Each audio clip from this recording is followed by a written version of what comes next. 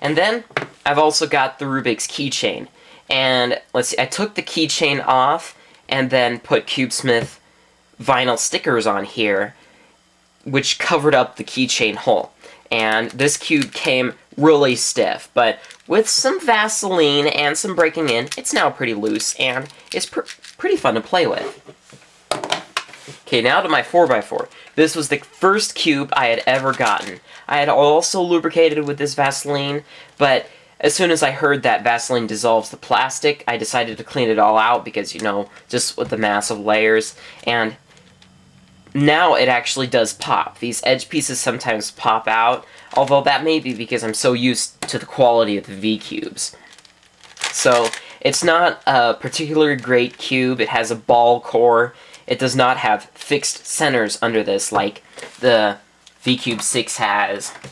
So, it really isn't that great. You know, Ishin may be better, but I'm really waiting for the V-Cube 4 when it comes out.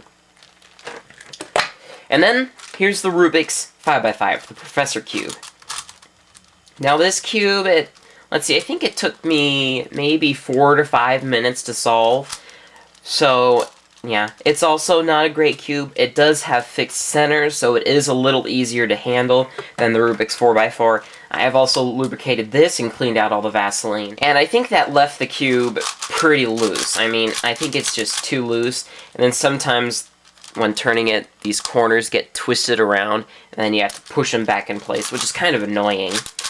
And also, after I recorded my first video on how to take apart and reassemble this, I was taking it apart to try to lubricate it. And as I got all of these middle pieces out, I was trying to pull out one of the corners from the internal mechanism, which is very similar to a Rubik's 3x3, and it's got like this locking mechanism, so you can't just pop out an edge easily with this cube because, yeah, it's got that locking mechanism. So I had to start with the corner. And then, as I was pulling it, it broke off. So I'm like, I tried super gluing it on, and that only held for a little bit, and the cube fell apart again.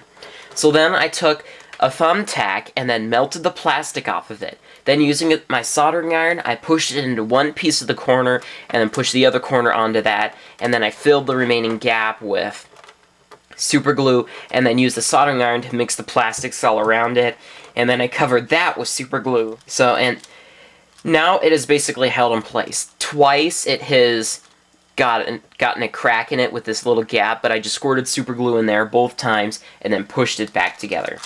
So the plastic in this cube isn't that great. Yeah. The V-Cube 5 is much better. It is much easier to take apart, and it knocked about a minute off my time to solve this cube. It only takes me, let's see, when I'm really full of it, it only takes me about 3.5 minutes. And being really full of it, when I solve the 4x4, it takes me around the same amount of time. That's how much better it is. Yeah, so this cube is great to handle, I really like it, but as I said before, I won't get into too much detail of it because I posted a review about it already. And now on to the V-Cube 6. Now there's an interesting story behind this. As you may know, V-Cubes came out June 19th, but I was browsing the internet, you know, I typed into Google, when will V-Cubes be available, and around June 17th. And I found this forum site where someone had actually gotten a hold of a link to the V-Cubes online store. I'm like, what? I clicked on it, and this little password window came up, and I'm like, oh, come on. And I looked through the topic, and it looks like some people were actually able to order the day before, order their own V-Cubes, but then later on people were saying, oh, a password window just came up. So I'm like, ugh. I guess V-Cubes were just testing out their online shop before actually officially opening it.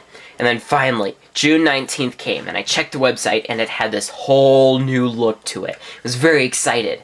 And within a few hours, the password of their online shop was down, and I got my mom down to the downstairs computer to order it.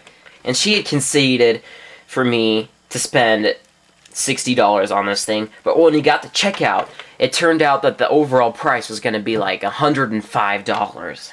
And she said, no way, you are not paying that much just for a cube! You know, she just doesn't understand. So by the time my dad got back from a business trip the next day, they had finally conceded and let me paying for it with my own money. But I'm very glad I did. It's a great cube.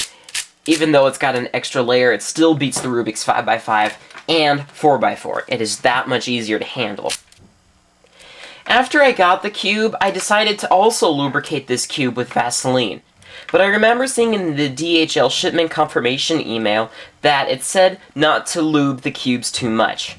So I didn't put in a whole lot of Vaseline. You know, I just kind of put some on my fingers and then just rubbed my fingers on all the pieces and reassembled it. And that did help it. It did reduce the noise, and it was easier to move the layers. But after letting the Vaseline eat away the plastic for about a month, you know, I wasn't sure if the popping rate would increase or not, I decided to clean it all out. I think the cube did get broken in more, although I'm not sure of that. It just makes sense that it would. And then after that, I noticed that, you know, with all the inner pieces, that they've got these molding lines on them. And I decided to take a hobby knife and to scrape all the molding lines down on all of the pieces, and there are 212 pieces that make up this thing. That took me around 8 hours over several days to do. But in doing that, the handability did increase, but I think the popping rate also increased. So I'm not sure if that should be done or not. I have not done any lubrication to the VCube 7 or VCube 5 as of yet, although it was strange because some people have said on YouTube that the cubes now come pre-lubricated.